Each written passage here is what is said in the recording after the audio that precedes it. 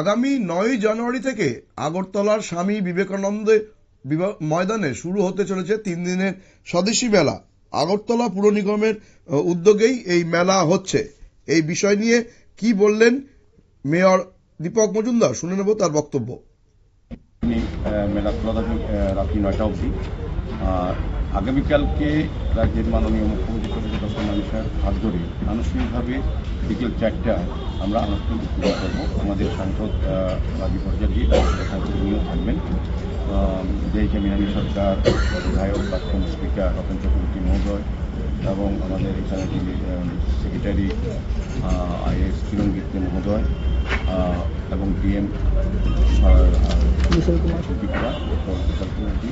আমাদের deputy mayor মন্ত্রী মহোদয়, আমাদের কমিশনার ডিকে চাকমা মহোদয় এবং আমাদের কমিশনার সহ আইএস এবং অন্যান্য কর্পোরেটর নির্বাচিত প্রতিনিধি, আমরা প্রত্যেকেই আহ্বান রেখেছি 3 দিনব্যাপী আমাদের যিনি মুখ্যমন্ত্রী থাকবেন, সাংসদ থাকবেন এবং আমাদের ক্যাবিনেট স্তরে যারা মন্ত্রীরা থাকবেন, প্রত্যেকেই কিন্তু 3 দিনব্যাপী অনুষ্ঠান।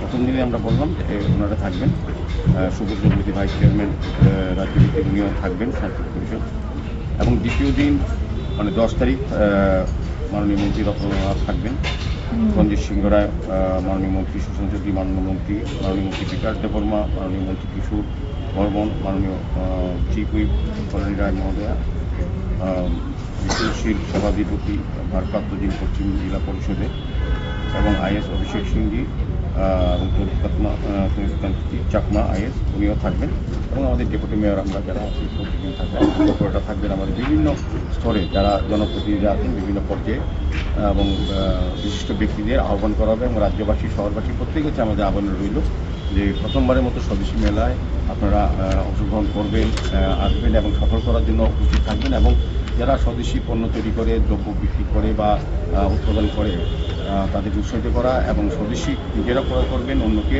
ক্রয় করার জন্য বা ব্যবহার করার জন্য উৎসাহিত করবেন। এই আমরা শুনে নিলাম মেয়র দীপক মজুমদারের বক্তব্য। তিনি জানালেন যে আগামীকাল মুখ্যমন্ত্রী ডক্টর মানিক সাহা এই মেলার উদ্বোধন করবেন এবং এই মেলার মাধ্যমে গোটা রাজ্যকে বার্তা দেওয়া হবে যে স্বদেশী পণ্য ব্যবহার করার জন্য, এবং এই ধরনের মেলা এই প্রথম ত্রিপুরা রাজ্যে হচ্ছে বলেও তিনি জানালেন।